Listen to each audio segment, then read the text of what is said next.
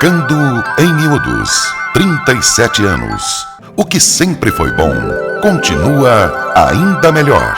No Contraponto.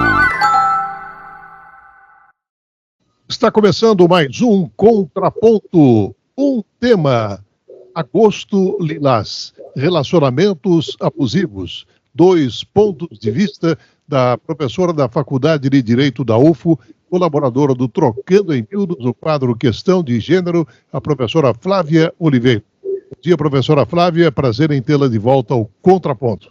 Oi, Márcio, sempre um prazer estar aqui com você, nesses nossos temas, nesse nosso trabalho, e como sempre, toda a minha admiração, todo o meu agradecimento por você estar conosco numa luta, num enfrentamento tão difícil quanto esse, na luta contra a violência contra as mulheres. E participa conosco também pela primeira vez a psicóloga graduada pelo Centro Universitário de Brasília, ela que é autora do livro Permita-se, sobre relacionamentos abusivos e libertação emocional. Bárbara Couto, bom dia, prazer em tê-la conosco, Bárbara. Oi, Márcio, bom dia. Eu que agradeço a oportunidade de estar aqui para falar de um tema tão importante, né, e tão urgente quanto relacionamentos abusivos. Muito bem, antes de iniciar a discussão do tema, eu queria agradecer à jornalista Cris Coelho, que enviou ao nosso programa a sugestão para que esse tema fosse discutido. E quando falamos de relacionamentos abusivos e violentos, não se trata de um fenômeno novo, que tem sido considerado pela sociedade e pela lei como um ato repreensível e ilegal apenas recentemente. Embora pessoas de qualquer gênero possam ser vítimas e abusadores, a maioria das vítimas são mulheres com seus parceiros. Isso não é novidade se fizermos uma retrospectiva histórica. Desde a antiguidade, as mulheres eram consideradas propriedade de seus pais, maridos ou algum outro homem sem direitos legais, cujo bem-estar não importava.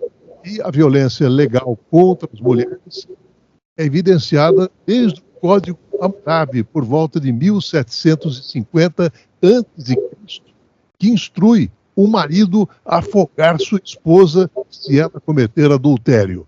E sob as leis do castigo, que datam de 753 a.C., uma esposa poderia ser espancada legalmente desde que a vara usada tivesse uma circunferência não maior que a base do polegar direito de um homem, conhecida como a regra de ouro, e uma regra que seria aplicada como padrão legal por mais de 2000 anos. E durante a Pax Romana, 27 a.C., 180 d.C., a pater familias, o pai da família, ele poderia vender a sua esposa, filhos e outros membros da família como escravos e vencê-los se o ofendesse de alguma forma e matá-los por transgressões, como sair de casa com roupas consideradas obscenas. No século XIV, a Igreja Católica Romana encorajou os maridos a baterem suas esposas por preocupação com seu bem-estar espiritual e para beneficiar a sua alma. Então, vamos ouvir as nossas contraponteadoras sobre esse retrospecto histórico, professora Flávia. Bom, Márcio, é versátil, né? Eu trabalho com direito das famílias, é a minha disciplina há 30 anos na instituição da Universidade Federal de Uberlândia, e um ponto importante é esse, né? As mulheres, elas eram consideradas res é coisa, no direito romano, então elas eram, por serem coisas, elas eram apropriáveis, eram apropriadas. Esse era o conceito mesmo, né? O gênero, o único gênero humano era o gênero masculino. O gênero feminino não era gênero, então não havia essa concepção. No direito romano, no direito grego também, muito similar a isso. E é óbvio, então, portanto, não sendo seres humanos, a gente não pode nem falar aqui exatamente no tema violência humana, porque elas não tinham essa configuração humana, né? Elas não tinham essa conceituação. Na Idade Média, no período medievo, que a mulher vai ganhar o caráter de ser humano. Não um ser humano tal qual o homem, mas ser humano. Um ser humano talvez de segunda categoria, um ser humano com menos relevância, um ser humano com menos direito, mas é a condição humana. A condição humana da mulher, então, é alcançada aí, 1000 e pouco, por aí, na Idade Média. Mas um ser humano menos capacitado. Nessa época, a gente vai perceber que o direito vê a mulher como um ser incapaz. Ela fica configurada juridicamente no direito canônico como incapaz. Por ser incapaz, portanto, ela ou é cuidada pelo pai, ou cuidada pelo marido. Tanto que é interessante, Márcio, que nessa época você tem a instituição do dote. O dote era um valor que o homem, o pai, dava ao marido quando ele se casava com uma filha, porque a filha era um encargo. Como ela não podia trabalhar, ela não gerava renda, ela era um encargo, então o pai dava ao marido uma compensação financeira por assumir esse encargo. Isso está no direito canônico. No direito chamado de direito burguês, direito liberal, né, da Revolução Francesa, também não muda muito não, tá? Não muda demais não. O próprio Napoleão, um dos grandes ícones deste movimento, dizia que as mulheres eram máquinas de fazer filhos, né? Então, assim, já havia ali uma configuração para as mulheres da condição matriz, né? Elas não melhoram as suas histórias. Elas continuam no direito, no Código francês, que a referência de toda a legislação liberal que vai acontecer pós a Idade Média, a mulher ela é submetida ao marido. A mulher casada precisa ser submetida ao marido. O marido é o chefe da sociedade conjugal. E a mulher é inferior a ele. Isso vem para o Brasil começa com essa legislação, e vai passando aí. Em 1916, o nosso Código Civil estabelece dessa forma, nessa condição para a mulher. Isso vai, Márcio, até 1962, quando a mulher casada passa a poder trabalhar fora sem autorização marital. E a mulher só passa a ser igual ao homem em direitos e deveres na sociedade conjugal em 1988, ou seja, ontem, né? Então a coisa aqui não tá bom, não tá fácil, não tá favorável. Contraponto, Bárbara, e parece que não é coisa de cinema, né, Bárbara? Infelizmente não é coisa de cinema, né? E toda essa cultura, ela perpetua aqui em várias instituições, né? A gente vê na família, a gente vê nas universidades, na escola, nos centros religiosos, né? Como se fosse ainda uma necessidade que as mulheres que sejam, né, submissas aos homens, e tudo isso é trabalhado como uma coisa normal. E as pessoas acham estranho ainda quando vê alguns movimentos tipo os feministas, quando querem igualdade de direitos, como se fosse uma afronta ao que o homem é, né? E isso faz com que nós, mulheres, né, só sejamos vistos como afrontosas, como pessoas difíceis de lidar, como pessoas que não merecem um casamento, que não merecem uma família, que não merecem um local de espaço quando se opõe a tudo isso.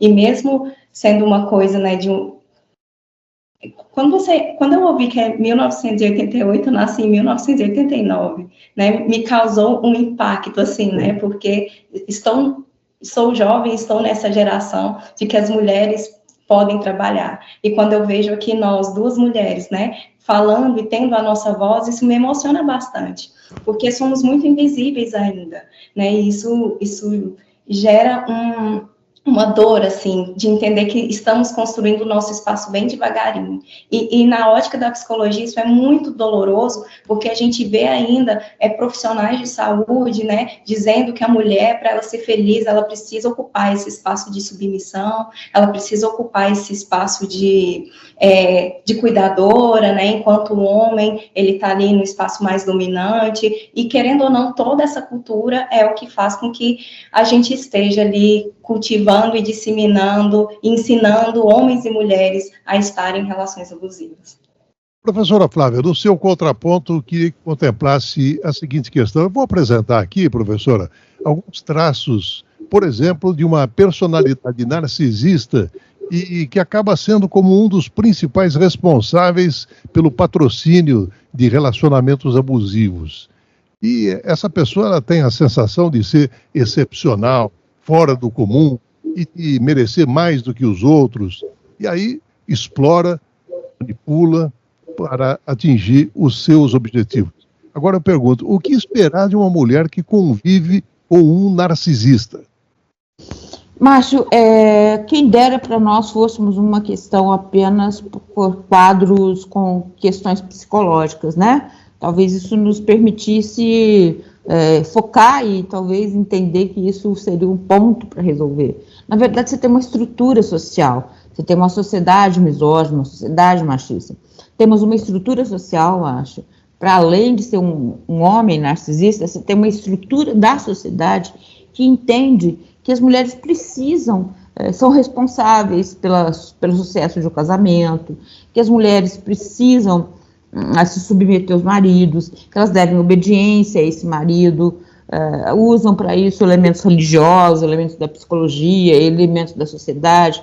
Então, na verdade, Márcio, vai para além do narcisismo e resvala para a estrutura de uma sociedade que vê a mulher, que olha para a mulher, que percebe a mulher como aquela que precisa ser inferiorizada ao homem, submetida ao homem, obedecer ao homem, satisfazer ao homem, para que a realidade social, e que a unidade, como, por exemplo, o casamento, dê certo. Então, esse é o grande problema, quando isso é normalizado, quando isso é um fator que é visto pela nossa sociedade como algo comum, como algo normal, e isso gera... Perdão, gente, não sei se vocês estão me ouvindo aí. Tá, tudo bem, tá, desculpem. E gera para a mulher uma situação, para as mulheres, né? Gera para as mulheres essa situação de é normal na sociedade que as mulheres sejam vistas como aquelas responsáveis pelo casamento, responsáveis pelos cuidados, responsáveis pela obediência, e que possam vir a ser, então, castigadas quando qualquer coisa nesse caminho, né, não dê certo ou não seja como se espera que seja. Contraponto, Bárbara. Eu concordo, mas eu vou acrescentar um ponto, né? O que acontece? Uma pessoa com transtorno de personalidade narcisista é uma pessoa que teve, geralmente, pais narcisistas também, ou com personalidade antissocial, e é uma criança que ela sente muito vergonha dos erros dela. Ela sente uma vergonha tão intensa, de como se fosse um ser humano que falhou enquanto essência de ser humano. E diante disso, quando esse cérebro ele vai formando, para ele não ter que lidar com essa vergonha, esse cérebro ele se defende. E como que ele faz isso? Ele cria ali uma imagem de perfeição. Então, na vida adulta, o narcisista ele se torna essa pessoa que acredita realmente que é perfeita, que sabe de todas as coisas, que é uma pessoa muito grandiosa, que tem muitos direitos, que acredita que tem o direito de tratar outra pessoa da maneira que deve ser, né? De qualquer maneira, desde que me idolatrem, desde que me respeitem. Eu não tenho empatia, eu não me importo com o que você sente, com o que você pensa, né? Tudo que eu sou, tudo que eu penso, tudo que eu sinto tem muito mais importância. E aí a gente entra esse ponto, porque não são só homens que são narcisistas. Os homens são a maioria, mas temos mulheres narcisistas também, que também funcionam dessa mesma maneira. Mas aí por que, então, que as relações abusivas, elas são tão maiores, né, numa relação de heterossexual, né, mulher e homem? Aí entra o fator cultural, né, que foi o que foi exposto. Porque o que acontece? Acaba que a nossa cultura dá ao homem esse poder, né, de tratar a mulher e de colocar ela num lugar de servidão. E isso dá a esse homem que já tem esse posicionamento um poder de tratá-la como quiser, colocar, minar tudo que ela tem, tudo que ela é, controlar a vida dela, humilhá-la, desvalorizá-la, porque além daquilo que ele é, tem uma sociedade que dá para ele todo esse poder que ele acredita que ele tem. Então, as mulheres narcisistas, elas também são abusivas, né? Mas não nesse nível de violência, porque elas vão ser mal vistas. E o que um narcisista mais teme é de ser mal visto.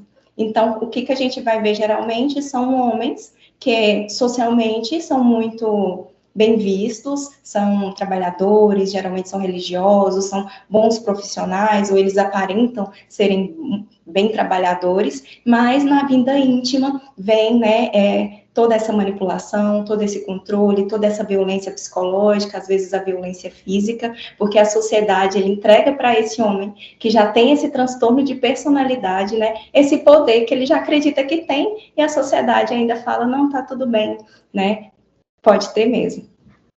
Professora Flávia, a violência doméstica e familiar é muitas vezes erroneamente pensada para descrever apenas na questão das agressões físicas e abusos, mas nem sempre é esse o caso, né, professora? Não, Márcio, as agressões físicas, claro que acontecem demais, o Brasil tem inúmeros, né, nós estamos crescendo, o Anuário de Segurança Pública tem revelado os dados crescentes, é óbvio, mas a gente tem, a própria Lei Maria da Penha fala das agressões psicológicas, que são terríveis, né, e as agressões psicológicas, elas vão ser percebidas de formas diversas, né? A gente, dentro da legislação da Lei Maria da Penha, ela trabalha o aspecto moral, quando é aquele sentido de diminuir a mulher, de colocar ela você não é nada sem mim, é só eu que ia querer você, ninguém mais vai querer você, se eu não querer, ninguém quer. Então, coloca ela nessa condição de dependência desse homem, assim também como a violência emocional, que é aquela violência que intimida, né? Olha, se você fizer isso, se você falar com tal pessoa, se você for em tal lugar, que são tipos de violência psicológica pela Lei Maria da Penha. Mas também não é só isso, tem também a violência patrimonial, que é aquela violência do homem que não deixa a mulher trabalhar, ou que mesmo ela trabalhando controla as finanças dessa mulher, né? Temos também a violência sexual, quer dizer, não é porque um homem é casado com uma mulher que ela é obrigada a ter por ele, por exemplo, relacionamento sexual. Então, na verdade, Márcio, a violência física é um dos tipos de violência doméstica que a gente tem. A gente tem a violência doméstica no campo da violência física, da violência psicológica, que aí vem para o campo moral, o campo emocional, a violência patrimonial, a violência sexual. São vários tipos de violência que uma mulher pode sofrer no relacionamento doméstico. Lembrando, Márcio, que violência doméstica são para relações afetivas. Não quer dizer que seja só para as mulheres casadas, tá, gente? Mulheres que vivem em união estável, namoradas, situações de afeto em geral. Ex-relacionamentos, ex-parceiros também entram, e as uniões homoafetivas também são abarcadas pela Lei Maria da Penha. Contraponto, Bárbara. O nosso cérebro, ele é altamente afetado por violência, e todas essas violências que a professora ela descreveu são afetadas da mesma maneira. Às vezes a gente vê mais feio a violência física, né? Mas a violência psicológica, patrimonial, moral, sexual, elas atingem o nosso cérebro igualmente. E somos muito atingidos por conta disso, podemos desenvolver ansiedade, depressão, transtorno do pânico, transtorno do estresse pós-traumático. Então, é extremamente prejudicial para a nossa saúde mental estar diante desse tipo de violência. Então, quando a gente fala de relacionamento abusivo, o abuso é tudo isso que machuca, porque isso impacta na maneira que a gente pensa sobre a gente mesmo, na maneira que a gente pensa sobre o mundo, na maneira que a gente pensa sobre o outro. Isso vai impactar, vai deixar o nosso cérebro em alerta, então vamos ter dificuldades no sono, vamos ter uma imunidade que vai ficar pior, então serão mulheres que vão adoecer mais também fisicamente, falando, mesmo que ela nunca tenha sofrido nenhum tipo de violência física, a violência psicológica e todos os outros tipos afetam o nosso corpo de uma maneira real mesmo, né? Então, aqui no consultório, por exemplo, dificilmente eu chego uma mulher aqui me dizendo, Bárbara, eu estou sofrendo com um relacionamento abusivo. O que eu mais escuto é, Bárbara, eu tenho uma dor de cabeça que não sara. Eu já fui em todo médico, falaram que é psicológico. Bárbara, eu tenho uma depressão, eu tenho uma ansiedade, eu tenho uma insônia, eu tenho sonhos muito recorrentes de tais e tais assuntos. Então, eu não consigo emagrecer, né? Eu não consigo avançar no meu trabalho, eu me sinto extremamente culpada e ansiosa. E aí, quando a gente vai conversando com essa mulher, a gente percebe que ela vive um relacionamento que tem algum desses tipos de abuso e que a afeta em todos os aspectos, não só na mente, no corpo, mas também o papel social dela enquanto filha, enquanto mãe, enquanto mulher que trabalha ou que fica em casa. Então, afeta de todas as maneiras qualquer tipo das violências que foram descritas. Professora Flávia, em cima exatamente do que a Bárbara colocou, questão do que é considerado abuso em um relacionamento, até que ponto pode ser difícil de ser identificado com precisão? Olha, Márcio, é difícil a gente dizer, porque, veja, a primeira coisa que eu queria deixar mais claro para a gente, quando a gente fala em abuso, é porque existe uma margem de regular, né? O abuso é o abuso se existe abuso é porque existe o regular. Então, veja, nós estamos falando aqui de pessoas adultas, né? Obviamente não estamos falando de crianças e adolescentes. Em crianças e adolescentes não há margem para o regular, né? Só para deixar bem claro isso. Então, entre pessoas adultas, né, maiores, capazes, um relacionamento, ele precisa ser aquilo que uma pessoa quer e que o outro quer, né? O desejo das pessoas, ele é relevante. Então, tudo aquilo que passa, quando eu exploro o outro, em qualquer sentido, né, Márcio?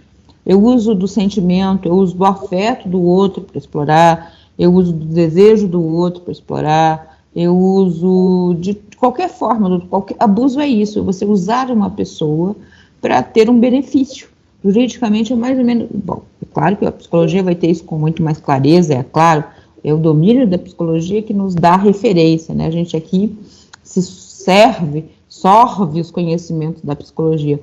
Mas para nós, no direito, é quase como se a gente dissesse, é como aquilo que, quando existe a exploração, você tem uma situação na qual uma mulher, ela é explorada em algum sentido, né? O sentimento dela é explorado, o desejo dela é explorado, a vida dela é explorada, a capacidade dela é explorada de alguma forma. Isso se for no campo do afeto, o afeto for um instrumento utilizado para a exploração, então a gente está diante de uma violência doméstica. Claro que a gente pode ter explorações que não sejam no campo da violência doméstica. Você pode ter exploração no campo do trabalho, em outros campos. Mas a gente está muito focado agora nesse mês de agosto, exatamente para relembrarmos da aprovação da Lei Maria da Penha, que não foi porque o Brasil quis, é bom lembrar, o Brasil foi obrigado a aprovar, foi uma condenação que o Brasil sofreu. Que nesse sentido é quando a mulher ela é explorada utilizando-se do seu sentimento, do seu afeto. Então, o abuso é o uso desse sentimento para fins que a explore de algum aspecto, em algum sentido financeiro, sexual, afetivo, psicológico, físico. Bárbara, temos vários aplicativos de namoro e nesse cenário surge então o abuso do namoro digital, através do uso de tecnologias, e aí surgem aquelas mensagens de texto em mídias sociais, exatamente com o objetivo de intimidar, de assediar, de perseguir ou de intimidar o parceiro, a parceira. E esse comportamento é muitas vezes uma forma de abuso verbal ou emocional, tudo online. Qual o reflexo no divã do analista, né, dos aplicativos de namoro e as problemáticas decorrentes dele? Então, quando a mulher ela sofre esse tipo de assédio, né, isso faz com que o cérebro dela acabe ficando bastante alerta também. Só dando uma contextualizada. O nosso cérebro ele é extremamente sensível à violência, certo? Porque nós somos seres biológicos. Então, foi a violência que, ao longo dos anos, fez com que a nossa espécie deixasse de existir. Então, quando a gente está diante de qualquer tipo de violência, o nosso cérebro ele vai ficar em alerta porque o nosso instinto é a sobrevivência.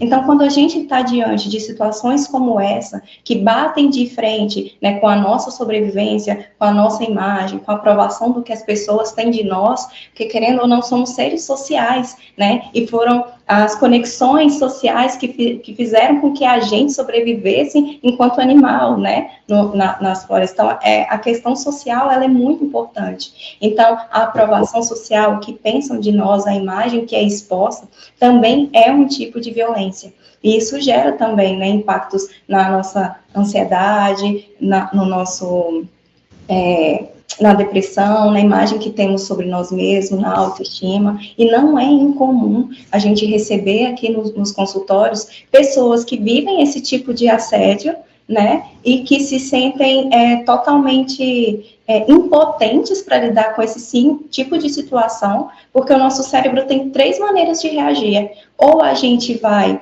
paralisar e não vai saber lidar com essa situação, ou a gente vai esquivar e não vai querer lidar com isso, ou então a gente vai fugir, né? E esses tipos de situação geralmente faz com que a gente se paralise. Mas a gente sabe que hoje a gente tem leis, né, que protejam e que faz com que esse tipo de situação seja manejável de uma maneira que proteja melhor essa mulher. Mas muitas vezes ela não sabe disso, né? Ela não está diante disso e ela acaba recebendo esse tipo de intimidação de uma maneira bastante problemática mesmo, né, atingindo ela de diversas espécies. E só mais uma informaçãozinha, muitas vezes a mulher ela não percebe que ela está diante de que isso é uma violência, porque estamos diante de uma sociedade que normaliza a violência. Né? Então, muitas vezes a gente não vê que o que está acontecendo, seja nos aplicativos, seja na nossa vida, que isso é uma coisa problemática. Porque se eu tenho, por exemplo, um relacionamento que diz que se eu não fizer tal coisa, vai me expor, mas pode ser que ao longo da minha vida eu ouvi ameaças desse tipo dentro da minha própria família, de que se eu não fizesse tal tipo de coisa, haveriam outros tipos de consequência. Então, o desrespeito, ele está em todos os âmbitos, né? E muitas vezes a gente não percebe porque virou normal. Ponto, professora Flávia. Não, mas é isso mesmo, sabe, Márcio? Eu acho que a gente tem uma sociedade que... Olha, Márcio, por exemplo, vou te dar um exemplo que é um tema que eu tenho sido fruto de pesquisa para mim, ultimamente. Os programas de show, chamados shows de realidade, né, os reality shows que têm tido tanta audiência, que são tão famosos na nossa atualidade, eles tratam a violência contra as mulheres de uma forma muito normal. Raramente um ou outro vai ali falar alguma coisa, mas tem um especificamente que tem sido alvo meu de pesquisa, que é um que tem da Record, que chama A Fazenda, que é currículo. Todo o programa deles tem um homem que tem um caso que foi fruto de violência contra a mulher. O primeiro ganhador é o Dado Dolabella, que foi condenado por violência contra a mulher. E isso é sucessivo, né? E aí depois o programa como o Big Brother Brasil, por exemplo, eles são reiterados, todos eles, todo o programa, todo ano tem casos de violência contra a mulher. E eles tratam aquilo assim, faz uma falazinha aqui, nunca existe por parte da emissora um compromisso de tratar aquilo como algo anormal, eles tratam aquilo como algo corriqueiro. Então, quando você vê isso numa televisão, em mídias tão importantes e que tem tanta visibilidade nacional, tratados como normais, é óbvio que isso vai se refletir nessa nossa sociedade. Tanto é fato isso, Márcio, que a gente tem visto que o Anuário de Segurança Pública, como eu disse, nos últimos 10 anos tem revelado que a cada ano cresce minimamente a 10%, no mínimo, a violência doméstica, no mínimo 10%. Então, veja, não adianta você falar, mas a gente tem melhorado a legislação tem ficado cada vez mais forte, né? De fato, a Lei Maria da Penha tem melhorado bastante, nós tivemos várias mudanças boas. E não só a Lei Maria da Penha, mas temos outras legislações. Por que isso não tem resultado em redução? Percebe o contraponto? Aquilo que as pessoas veem, o que as pessoas veem, Márcio? Acho que as pessoas veem esse programa seu que é maravilhoso, extremamente informativo, as pessoas veem Big Brother Brasil, A Fazenda, falando, né, da renovação da imagem desses homens, tadinhos, né, Márcio? Eles fizeram, mas agora já estão de bem, já são pessoas boas, meu Deus, vamos superar, como se realmente isso fosse algo normal na realidade brasileira. Então, esse é um fator muito sério.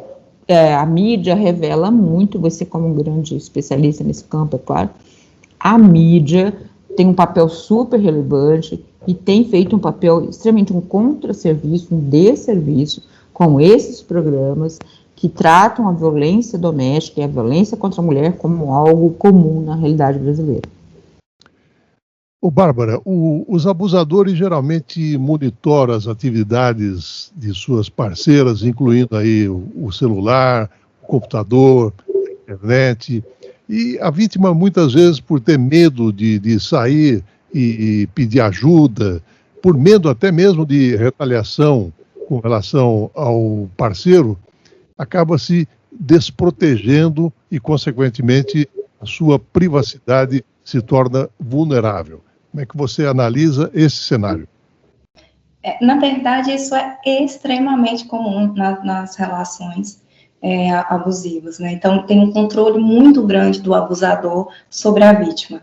E não só na privacidade do celular, mas, por exemplo, aonde ela está indo, com quem ela está conversando, que roupa ela está vestindo, como ela tem se portando, com quem ela conversa na rua ou não conversa, quanto tempo ela demora num supermercado, né? Então, todos os passos dessa mulher é monitorado.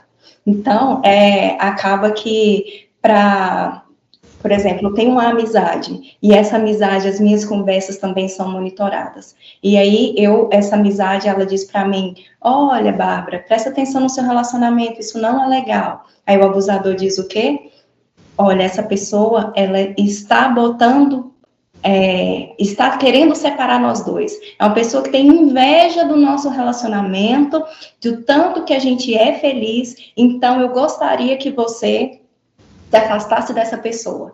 Aí a vítima fala, não posso, minha amiga há muitos anos, né, pessoa mais importante, não importa, você vai ter que escolher entre ela ou eu. E aí a pessoa, para não entrar no conflito, né, ali, fala, não, tudo bem. E assim, como no celular, como em todas as coisas, o abusador consegue controlar e afastar essa pessoa de tudo e de todos, para ter esse controle cada vez mais próximo. E a mulher, ela acaba acreditando que ela precisa fazer isso para manter esse relacionamento, que ela precisa fazer isso para as violências pararem, para o controle diminuir. Ela acredita que se ela abrir mão de quem ela é e de algumas coisas, ou de muitas coisas, que é importante para ela, esse relacionamento realmente vai funcionar. Então, pela ilusão da paz, pela ilusão de ter um relacionamento que melhore, para que a outra pessoa não ache ruim, para que não gere esse caos dentro de casa ou dentro do relacionamento, a mulher ela vai abrindo devagarinho mão das coisas que é importante para ela, até que um dia ela se vê num ambiente onde ela não pode sair, onde ela não pode conversar, onde ela não trabalha mais, onde ela não pode ir num supermercado, onde ela não tem acesso ao próprio celular dela, ela não tem mais acesso ao próprio Instagram, ela não pode postar o que ela quer, ela não pode vestir o que ela quer, ela não pode conversar com o que ela quer, nem com a própria família dela. Então, todo esse controle é um mecanismo que o abusador tem para que essa pessoa continue servindo ela, né, e ela continua acreditando que ela precisa abrir mão de tudo, ceder tudo para manter um casamento. Porque não é isso que ensinam para nós mulheres, que a gente tem que ser uma mulher sábia no dignifica o lar, então essa responsabilidade não está em cima de nós, então se para isso eu não tenho que ceder, aprendi isso culturalmente. Então unimos todas as coisas, né, e temos uma mulher ali aprisionada nesse relacionamento, onde ela está sozinha, onde ela não sabe mais quem é ela, onde a vida dela não tem sentido nenhum, porque agora ela não tem uma vida, ela vive para esse abusador. Em cima do que a Bárbara colocou, professora Flávia, se a mulher está tentando decidir se deve ficar ou sair do relacionamento, pode estar confusa, né? Esperando muitas vezes que a situação mude ou que, de repente, ela possa temer a reação do parceiro a partir do momento que ele venha descobrir que ela está tentando sair do relacionamento. Se espera desse quadro? Olha, Márcio, é muito isso que a gente percebe, né? Muitas vezes a mulher, ela procura ajuda, ela chega da gente, a gente tem, né, o projeto Todas por Ela, que atende mulheres vítimas de violência doméstica aqui em Uberlândia, na Universidade Federal, através do Escritório de Assessoria Jurídica Popular da UF. E muitas vezes a mulher, ela chega até lá, ela procura, ela fala, ela conta a história, mas ela recua, sabe, Márcio? Ela recua muito. É muito comum você ver as mulheres que recuam. Eu já cansei de escutar mulheres que dizem assim, não, professor, o doutor, mas é só quando ele bebe, ele é ótimo, ele é um marido maravilhoso, é só quando ele bebe e tal. Elas mesmas justificam as atitudes do marido, elas mesmas explicam o que ele faz, né?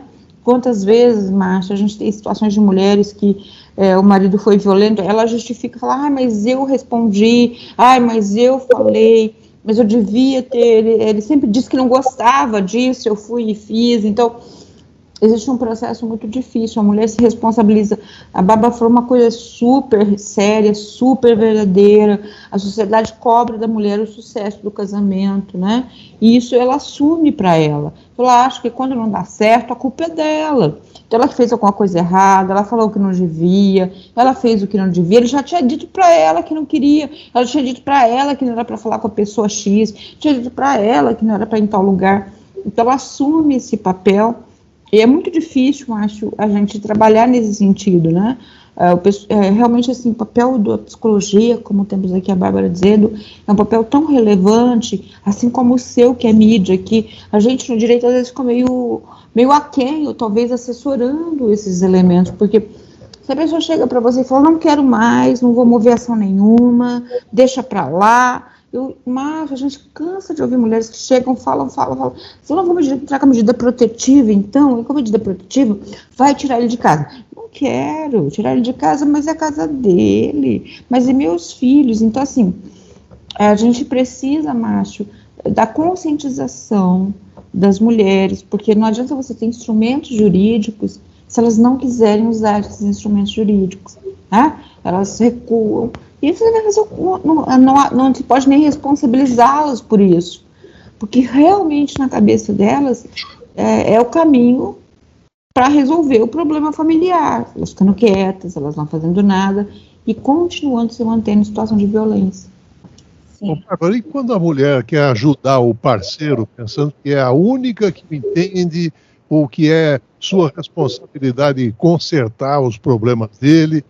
Quer dizer, ao invés de ajudar o agressor, ela pode estar perpetuando o problema. Com certeza. O que acontece? O que a gente tem para uma relação abusiva ser de sucesso, né? A gente tem um abusador e a gente tem uma pessoa extremamente empática, né? Então, o que acontece? Quando a gente vislumbra essa mulher, a gente, para se manter numa relação assim, precisa ser uma pessoa com nível de empatia altíssimo, né? Porque a violência, ela compreende a violência da pessoa. Ela fala, mas ele teve uma família tão difícil. Mas ele tá nervoso. O trabalho dele é muito difícil. Então, o que a gente vê é uma ilusão mesmo sobre aquele relacionamento por conta da personalidade das duas pessoas. Porque se não for uma pessoa no nível de empatia muito grande, o abusador ele não consegue atingir, né? Na primeira ou na segunda ali, mas a partir do momento que vai se repetindo, a gente vê uma mulher que sai desse relacionamento. Mas o que acontece muitas vezes também? O abusador, ele tem duas faces. Ele não é uma pessoa ruim o tempo todo. Ele é uma pessoa com uma imagem muito boa, que é falsa, e uma imagem que é a imagem dele mesmo, que geralmente é a pessoa manipuladora e abusiva. Mas, se ele for manipulador e abusivo o tempo inteiro, a pessoa ela consegue se desvencilhar mais rápido. Então, como uma estratégia para manter esse relacionamento e manter todos os benefícios que esse relacionamento traz para ele, que geralmente é casa limpa, né? Às vezes é a mulher que mantém essa casa, né? A gente tem vários benefícios ali sexuais, enfim, de imagem para essa pessoa, para se manter, eu sou um homem da casa, eu sou um bom pai, um bom esposo, várias coisas mantêm essa pessoa nesse relacionamento, né? E aí a gente tem essa imagem boa, onde a pessoa é ótima, e tem a imagem ruim. Então, quando a gente está diante de um relacionamento abusivo, é muito confuso para a vítima, porque ele está diante dessas duas pessoas. A pessoa, ela não é manipuladora e abusiva o tempo todo. Então, ela está diante da pessoa que faz as coisas comigo, que me ajuda, que é legal, né, que é carinhosa comigo, mas em algumas outras semanas ele é abusivo, ele me critica, ele me desvaloriza, ele grita comigo, ele me faz me sentir um lixo. E aí aquilo fica muito confuso. Então, quando eu tô diante daquilo ali, eu falo, gente, essa pessoa é ótima. Olha, ela só tá precisando de alguns ajustes, né? Ela só está precisando que eu entenda mais, que eu seja mais compreensiva, que eu seja mais empática do que eu sou ainda. É só eu me anular um pouco mais, que vai dar certo, porque, olha, ele tem essa parte que é muito legal, né? E geralmente, quando a gente está nessa fase boa, acontece isso que a professora descreveu, né? Que ela fala, não, tá tudo bem, já resolveu, ele se arrependeu, né? Nós vamos ficar bem, ele pediu para voltar, ele se arrependeu, e aí a mulher faz o quê? Se mantém nessa relação, abre mão de si mais uma vez, acredita que agora vai dar certo, porque agora eu cedi mais uma vez, agora eu compreendi mais uma vez, porque ele é sim essa pessoa boa. Então, se a gente não entender, por exemplo, o transtorno de personalidade narcisista, que é esse movimento que eu disse agora, a gente vai ficar eternamente em relacionamentos abusivos, porque nunca é ruim o tempo todo. E o agressor, né, professora Flávia, pode dizer coisas, eu não quis dizer isso, eu estava tendo um dia ruim, só aconteceu uma vez, exatamente no sentido de justificar ou desculpar o seu comportamento. E isso pode fazer a mulher duvidar das próprias preocupações que ela teria desse relacionamento, se seriam válidas essas preocupações? Na verdade, o Márcio, ele vai até além, ele coloca a culpa nela, né? Ah, foi você quem falou isso. Eu te tanto para você não fazer isso. Você fez, tá vendo? Aí eu perdi. Eu disse, antes da gente começar, ainda falava com o Márcio, Bárbara, de uma série que a Netflix fez muito boa, que chama Pedaços de Mim, e que eu acho que mostra muito essa conduta abusiva, né? Porque se você olha de fora o comportamento do marido, que é o personagem da série, ele parece um marido maravilhoso, né? Um homem de classe rica, que dá tudo para a mulher, maravilhoso, que entende tudo, e na verdade ele é um abusador, ele explora essa mulher no sentido psicológico, no sentido afetivo, né? Veja, quantos homens não traem, jogam a culpa na mulher, veja, eu não estou defendendo relacionamentos fiéis, ou nem nada disso, só estou dizendo quando isso é um pacto entre as pessoas, né? As pessoas fazem um pacto de não se traírem, sim, podem não fazer. E quando fazem isso, e ele coloca a culpa nela, mas você não fez isso, você não fez aquilo. Então o grande problema, Márcio, é essa culpa que as mulheres carregam. E é uma culpa que a sociedade reforça nas mulheres, né? Porque se ela vai conversar com outras, às vezes ela vai conversar com a família, macho. A mãe fala, não, minha filha, mas você tem que entender, realmente seu marido diz para você não fazer isso. Não, minha filha, mas a mulher precisa fazer isso e isso. Não, mas a mulher, né? Então existe um reforço, muitas vezes, que vem da própria... Veja, Márcio, se aquela pessoa a quem você dá mais credibilidade, aquela pessoa a quem você tem como mais próximo de você, que é a sua própria família, reforça que a sua conduta foi uma conduta indevida que gerou a reação daquele homem, a sensação de culpa, ela vai crescer mais ainda. Às vezes as amigas fazem isso, como eu disse, a mídia faz isso, então, né, aquilo que a gente lê, aquilo que a gente vê. Então, são muitos reforços que, juntando a conduta dele, que diz a ela que ela é culpada, não só ele diz, mas a família diz, mas as amigas dizem, mas a sociedade diz. Então você falou, só eu acho, é óbvio que então eu estou errada, é óbvio que eu sou culpada, né? Então, a gente precisa não só pensar nessa figura do agressor, do abusador, mas numa sociedade que estimula essa construção de uma estrutura de sociedade que permite e que influencia e que fortalece a agressão, porque ela diz à mulher que ela é culpada, ela reforça que a mulher é culpada, ela reforça que a mulher está errada. Então, onde ela vai achar elementos, né, Márcio, Bárbara, para se apoiar e pensar que não, que ela está certa, que ela não deveria, que ela poderia fazer o que ela fez, que ela poderia ter ido onde ela foi, que ela poderia ter vestido o que ela vestiu, que ela poderia ter dito o que ela disse. Então, eu acho que o grande fator aqui não é só o agressor, não é só o abusador que faz isso com a mulher, mas é toda a sociedade, é todo o convívio com que ela faz, que reforça que ele está certo ao culpá-la e ao puni-la por aquilo que ela fez.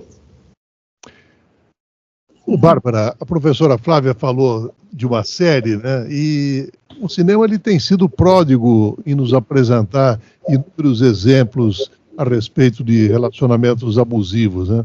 Tem um filme de 2023 se chama Jogo Justo.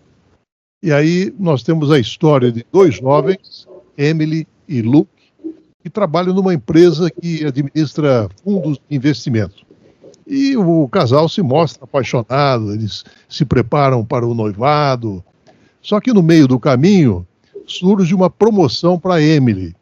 E a partir desse instante, tudo pode mudar nessa relação do casal, porque justamente nesse momento é que se instala dentro do relacionamento uma certa dinâmica de poder. E a questão que se coloca é como a fragilidade masculina vai lidar, Bárbara, diante do empoderamento feminino. Muito interessante, vou anotar para eu assistir depois. Mas, então, o que acontece? Os abusadores, eles são homens que são frágeis, né, que têm autoestima baixa, são pessoas que têm problemas em se conhecer, em entrar em contato consigo mesmo. Então, eles se tornam extremamente reativos a qualquer coisa que atinja quem eles são, ou quem eles acham que eles são, né? Então, quando a gente está diante de uma mulher que ela se empodera, que ela é dona de si mesma, das suas próprias escolhas, isso gera um desconforto muito grande, né? Porque essa autoestima, ela é confrontada. Então, nesse momento, o homem usa das artimanhas que ele consegue ali para que ela volte naquele lugar de submissão, né, onde ele se sinta no controle, para que ele consiga se sentir bem com ele mesmo de novo, né? Então, os homens abusadores, eles são esses homens que sabem que tem uma mulher muito grande e muito justa do lado, mas aí ele vai fazer de tudo para diminuir ela menor do que ele, para que assim ele se sinta bem com ele mesmo.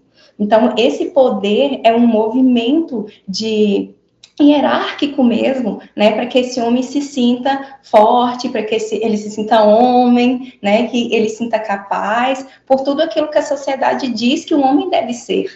E eu acho um movimento muito triste, eu não sei outra palavra, que está acontecendo nas redes sociais, que é incentivando que os homens tenham uma energia masculina, uma mulher tenha uma energia feminina, quando, na verdade, o que eles estão fazendo é que os homens tenham uma posição de poder e superioridade, e a mulher um lugar feminino de submissão e de cuidado. Isso é tão perigoso, porque é exatamente essa dinâmica que cria os relacionamentos abusivos. Porque não existe, primeiro que não existe esse negócio de energia feminina e masculina, né? Isso não tem estudo científico nenhum que mostre que isso existe. O que a gente vê mesmo é esse machismo e é esse medo que os homens têm de serem dominados por esse universo feminino, quando, na verdade, o que as mulheres estão lutando é por um espaço, é por uma visibilidade, é para que elas tenham os mesmos direitos e os mesmos valores. Não é nada demais, mas para homens ainda inseguros, com autoestima, né, ali ainda em construção, as mulheres se tornam uma ameaça. Então, o que a gente mais vê em relacionamentos abusivos também é essa competitividade, né? Se eu ganhar mais que minha mulher, ok, mas se eu ganhar menos, eu vou fazer de tudo para que ela se sinta uma péssima profissional, ou para que ela deixe esse emprego porque você não está sendo mãe, porque você não está fazendo seu papel dentro de casa e outros tipos de manipulação. Se ela tem um destaque muito grande acadêmico, eu falo tanta coisa para fazer ela acreditar que ela erra quando ela se dedica à vida profissional ou acadêmica dela, ao invés de estar nesse papel feminino dentro de casa, né, ou com os filhos, ou tudo que a sociedade coloca como esse papel feminino. Então, eu acho esse movimento muito doloroso, porque fortalece, né, a violência masculina contra a mulher, né, ao invés de ensinar aos homens que isso não é uma competição, que tem espaço para todo mundo, né, e que a gente não precisa entrar nesse embate, porque não há embate, a gente só precisa de respeito, né, mas homens com baixa autoestima, homens inseguros, né, se sentem competidos pelas outras mulheres. Bem, a professora Flávia que me indicou o filme Jogo Justo, e aí, professora, uma outra situação suscitada aí pelo enredo do filme, o que acontece com a mulher quando ela alcança o sucesso, hein, professora? E qual é o papel que o homem deve desempenhar quando tem pela frente, não a noiva, mas a chefe? Pois é, realmente, Márcio. E fair play, né, gente? Eu achei incrível o título do filme, né? Fair play, é isso, jogo justo. É incrível, porque é exatamente disso que trata. De uma perfeição, inclusive o título. Porque ele acaba sendo um elemento dessa estrutura, né? Você percebe que os colegas ficam falando, ela também, assediada, eles mesmos falam... Gente, é muito bem colocado isso no filme. Uma mulher nunca vai alcançar uma posição de superioridade pela qualidade profissional dela. Ela fez algo, ela, né, deu alguma vantagem sexual, então não é só o companheiro dela que, obviamente, ele vai traduzir essa inferioridade que ele entende profissional, dizer, olha, se eu sou inferior profissional, mas eu sou superior fisicamente, e ele vai usar isso violentando ela sexualmente, né? Ele violenta sexualmente a companheira para provar a superioridade dele, porque se ele tem uma inferioridade que ele entende que é profissional, ele tem outra superioridade com a qual ela nunca vai poder competir, que é a física, e que subjuga ela sexualmente, quer dizer, ele vai sempre subjugá-la. Ele usa desse elemento para dizer, olha, você vai ser sempre submetida por mim, porque eu tenho algo que você nunca vai ter, essa força física, né, para te submeter sexualmente. Mas não é só ele, os outros companheiros dele, os homens, é isso que a gente fala muito, sabe, Márcio? Não é uma sociedade que vê desse jeito, é uma sociedade que pensa assim, que uma mulher nunca vai conseguir um cargo superior porque ela trabalha, porque ela é profissional, porque ela é boa, porque ela é competente, alguma coisa tem aí, né? Então, assim, essa sociedade vê isso desse jeito, né? Não estou aqui justificando de forma nenhuma, porque eu jamais justificaria, né? Mas o que eu estou dizendo, é claro, são homens, a Bárbara falou com uma perfeição, são homens de baixa estima, são homens com problemas psicológicos, eles viram se tratar. Eu concordo plenamente, ela está cobertíssima de razão. Mas eu estou dizendo que a sociedade, ela acaba cooperando para isso. Porque é isso que o filme mostra, que eu acho muito claramente, né? Porque os demais colegas também dizem isso, né? Os demais colegas deixam muito claro. Não, claro, obviamente não foi por vantagem profissional, não é porque ela é boa profissional. Olha, o que ela fez aí? O que aconteceu? E isso estimula esse homem a dizer, então tá bom. Então se ela pode ceder, se ela fez alguma coisa para ter uma vantagem profissional, né? Se ela é superior a mim profissionalmente, eu sou superior a ela fisicamente, e eu a subjugo sexualmente, né? E aí você tem a violência sexual. E é um fator muito comum na violência doméstica, sabe, Márcio? Tem a violência sexual, a violência física. É muito comum em períodos de crise em que os homens acabam perdendo seus empregos, até porque ganham mais que as mulheres, né, gente? E às vezes as mulheres mantêm seu emprego e continuam mantendo a casa, e o homem se sente inferiorizado porque ele não está tendo a superioridade financeira, ele mostra que ele tem uma outra superioridade que a mulher não tem, que é a física.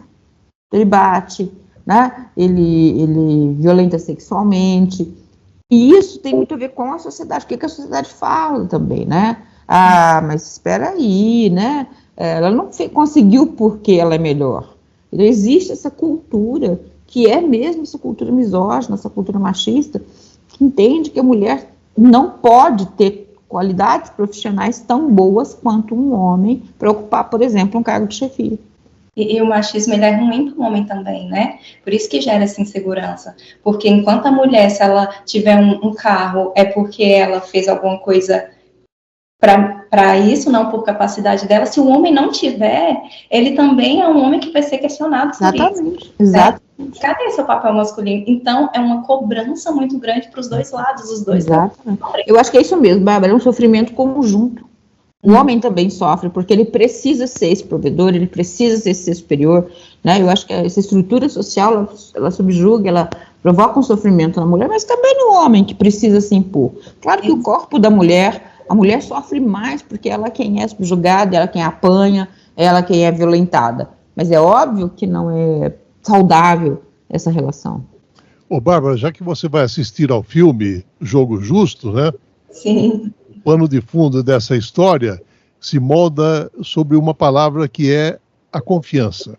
E o sentimento de desconfiança é que desestabiliza a base de um relacionamento. No filme fica muito claro isso, que vai chegar até as vias de se tornar um relacionamento altamente tóxico. E aí eu pergunto, essa tem sido a marca característica dos relacionamentos abusivos, né? Sim. Relacionamentos abusivos têm desconfiança das duas partes, e eu vou explicar como. Primeiro, a gente tem, né, a parte abusiva mesmo, que é quando é uma pessoa muito controladora, ela é muito insegura e ela é muito desconfiada. Então, o controle ali é muito por baixo dessa desconfiança também. Então, por exemplo, se a mulher chegou um pouco mais tarde, o que ela estava fazendo? Com quem você estava? Né?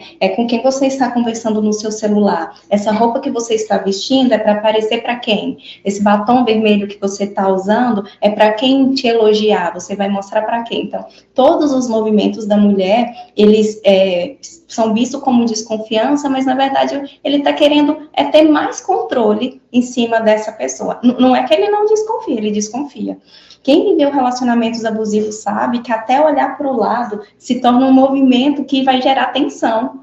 Porque se você olhar para o lado com o barulho que ocorreu, a outra pessoa ela vai vir para quem que você está olhando, o que você está fazendo, e daí vem as agressões psicológicas, né? Aí vem aquelas injúrias e tudo mais, e vai gerando a violência mesmo. Muitas vezes a violência física, ou então um tratamento de silêncio, ou então palavras extremamente doloridas que ferem do mesmo jeito que a pessoa leva um tapa, né? E o que a gente tem também? Geralmente, o abusador é uma pessoa não fiel. Às vezes, não necessariamente ele vai trair, mas ele vai flertar, ele vai mandar uma mensagem, ele vai ter pornografia no celular dele, porque ele é uma pessoa que não se importa muito com os sentimentos da parceira. Então, isso é muito comum, extremamente comum em relacionamentos abusivos, né? A infidelidade da parte do abusador. E aí, o que a gente vê?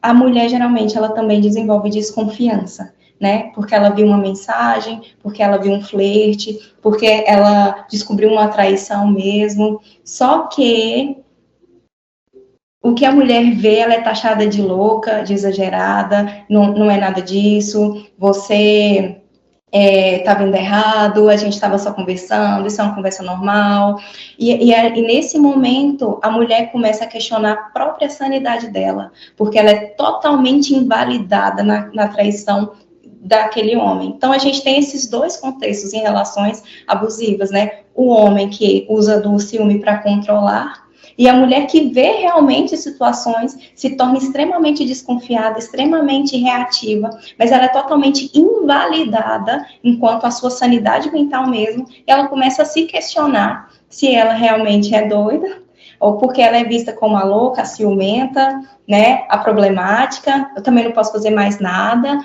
quando na verdade isso é só uma reação muito comum de mulheres que vivem relacionamentos abusivos. E sem confiança, não tem relacionamento. Para a gente encerrar, professora Flávia, até que ponto, se houvessem espaços como esse que nós estamos aqui oferecendo uma discussão mais ampla, até que ponto isso poderia servir para atenuar essa trágica realidade dos nossos dias com relação aos relacionamentos abusivos? Márcio, você vai se recordar que eu falei durante a nossa conversa que nós temos uma legislação até muito boa, que evoluiu muito nos últimos anos no enfrentamento à violência contra a mulher. Mas isso não tem abalado em nada o aumento da violência contra a mulher. Ao contrário, a violência contra a mulher tem aumentado independente de qualquer legislação. E você está falando do que é mais importante, que é a mídia. A mídia, Márcio, é o fator mais relevante no enfrentamento à violência contra a mulher. Espaços como esse que a gente está tendo aqui, se a gente tivesse cada vez mais em mídias cada vez mais relevantes, olha o que eu te falei, né, Márcio, quando você pega programas que são tão, digamos assim, populares, como Big Brother Brasil, A Fazenda, que fortalecem, que enaltecem a violência contra a mulher, porque usam isso como instrumentos de publicidade, de mídia, de divulgação, porque faz parte do jogo deles, né, do fair play deles, você aqui está fazendo um trabalho contrário, que é o trabalho de tentar informar as mulheres, tentar falar para as mulheres, né, e Bárbara hoje fez um trabalho incrível, que é mostrando para elas como é a parte psicológica dos relacionamentos. Mas eu não tenho a menor sombra de dúvida que é a mídia, e são problemas como esse, programas desse sentido, que são o melhor e o maior instrumento capaz de reduzir os números da violência doméstica no Brasil. Professora Flávia Oliveira, da Faculdade de Direito da UF, muito obrigado por mais uma participação no Contraponto, professora. Mas foi um prazer, como sempre, estar aqui com você. Quero agradecer, quero enaltecer. Márcio é um dos grandes jornalistas que nós temos, se não o nosso maior radialista, e que tem sempre tido um comportamento e uma atitude de se comprometer com pautas que são relevantes, educativas, informativas e transformadoras da nossa sociedade. Muito obrigada. E dizer a Bárbara que também é uma profissional incrível, que tem uma fala fantástica, educativa. Também fico muito feliz de estar dialogando com uma mulher assim também. Psicóloga Bárbara Couto, muito obrigado pela sua participação no Contraponto, Bárbara. Eu que agradeço a oportunidade, um espaço importante desse, conversando de um assunto tão urgente. A gente sabe que são informações que salvam vidas de pessoas, né? Então, saber que existe esse espaço de um período tão longo, que geralmente é dado um período tão pouquinho, então a gente consegue aprofundar, a gente consegue entender, né? A gente consegue realmente fazer com que gere uma pontinha de esperança, né? Na outra pessoa, um pouquinho de consciência, né? Que existe vida além do relacionamento abusivo. Então, eu fico emocionada enquanto profissional que trabalha com relações abusivas, né? Enquanto mulher também, de entender que temos o nosso espaço, né? Ele existe e é proporcionado com programas incríveis como esse. Eu agradeço demais a oportunidade de estar aqui, e agradeço demais também a professora Flávia por poder conversar com vocês, uma experiência muito legal, né? E vamos seguir nessa luta aí que precisamos levar essas informações para salvar vidas. Muito obrigado ao Benício Batista na edição, José Luiz Caetano no painel eletrônico. Estaremos de volta na próxima segunda-feira, a partir das 11 horas. Tenham todos um excelente final de semana e até lá. Trocando em Miúdos, 37 anos. O que sempre foi bom, continua ainda melhor. No Contraponto.